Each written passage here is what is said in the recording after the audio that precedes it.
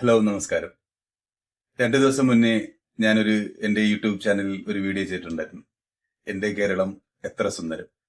അതായത് ഇപ്പോൾ നടന്ന 4 ദിവസം മുന്നേ തിരുവനന്തപുരത്ത് നടന്ന ആറ്റുകാൽ പൊങ്കാലയ്ക്ക് ആ പൊങ്കാലയിടാൻ വരുന്ന സ്ത്രീകൾക്ക് സൗകര്യമൊരുക്കിയ പള്ളിയും അവിടെ ഡ്യൂട്ടിയിലുണ്ടായിരുന്ന പോലീസിന് വിശ്രമിക്കാൻ വിശ്രമസ്ഥലമൊരുക്കിയ പള്ളിയെക്കുറിച്ചും അതുപോലെ തന്നെ ഈ സ്ത്രീകളെ കൊണ്ടുവന്ന് അവരെ കൂട്ടിന് വന്ന പുരുഷന്മാർക്ക് താമസിക്കാൻ സൗകര്യമൊരുക്കിയതും അവർക്ക് കുടിവെള്ളം കൊടുക്കാൻ വേണ്ടിയുള്ള സൗകര്യമൊരുക്കിയ ഒരു പള്ളിയെക്കുറിച്ചുള്ള വീഡിയോ ചെയ്തിട്ടുണ്ടായിരുന്നു. ആറ്റുകാൽ പൊങ്കാല നടന്ന സമയത്ത് തിരുവനന്തപുരത്തെ ഒരു പള്ളിയെക്കുറിച്ച് ഞാനൊരു വീഡിയോ ചെയ്തിട്ടുണ്ടായിരുന്നു. ആ വീഡിയോ നിങ്ങൾക്ക് യൂട്യൂബിൽ തന്നെ കാണാം.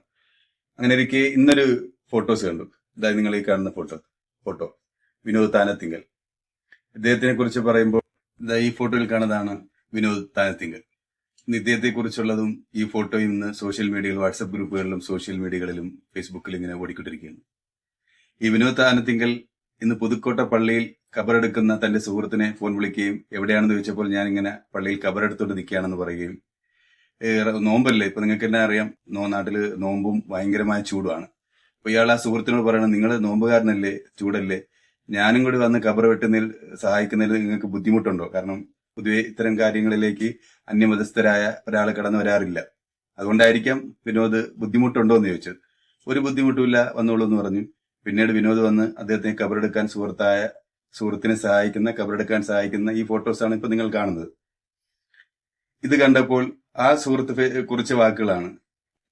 എന്റെ കേരളം ആ ഒരു നോമ്പെടുക്കുന്നവന്റെ ബുദ്ധിമുട്ട് മനസ്സിലാക്കി ആ വെയിലത്ത് നിന്ന് ജോലി ചെയ്യുന്ന സുഹൃത്തിനെ സഹായിക്കാൻ മുന്നോട്ട് വന്ന വിനോദിനെ കുറിച്ച് ആ സുഹൃത്ത് എഴുതിയ വാക്കുകളും ഈ ഫോട്ടോസാണ് സോഷ്യൽ മീഡിയയിൽ ഒരുപാട് ആളുകളെ നമ്മളെ അടക്കം എന്നെ കൊണ്ട് ഈ വീഡിയോ ചെയ്യിപ്പിച്ചതും ഈ ഫോട്ടോസാണ്. അപ്പോൾ അദ്ദേഹം പറയുന്നുണ്ട്, ഇതേപോലെ ഉൾക്കൊള്ളാൻ ഒരു നോമ്പുകാരന്റെ ബുദ്ധിമുട്ടും അവൻ അനുഭവിക്കുന്ന ദാഹിച്ചു വലിഞ്ഞു നിൽക്കുന്ന ആ സുഹൃത്തിന്റെ ബുദ്ധിമുട്ടും മനസ്സിലാക്കി സഹായിക്കാൻ വന്ന വിനോദിന്റെ മനസ്സിനെ പ്രശംസിച്ചുകൊണ്ട് ഒരുപാട് പേര് രംഗത്ത് വരുന്നുണ്ട്. ഇത് തന്നെയാണ് നമ്മൾ ജാതി മതഭേദത്തിനപ്പുറം നമ്മുടെ കേരളത്തിന്റെ സൗന്ദര്യം.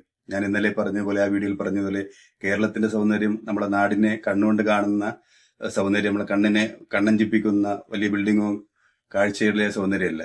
ഈ കേരളത്തിലെ ജനങ്ങൾ ഉണ്ടാക്കിയെടുത്ത, അവരുടെ മനസ്സിലുണ്ടാക്കിയെടുത്ത ആ സാഹോദര്യത്തിന്റെ, സൗഹൃദത്തിന്റെ സൗന്ദര്യമാണ് ഈ കേരളത്തെ നിലനിർത്തുന്നത്, അല്ലെങ്കിൽ കേരളത്തിന്റെ വളർച്ചയെ മുന്നോട്ട് നയിക്കുന്നത്. ഇത്തരം വിനോദുമാർ ഇനിയും ഉണ്ടാവട്ടെ. നമ്മളുടെ ഇടയിലേക്ക് ഈ സ്നേഹവും ഐക്യവും എല്ലാ കാലത്തും നിലനിൽക്കട്ടെ എന്ന് പ്രാർത്ഥിക്കാം, ആശംസിക്കാം.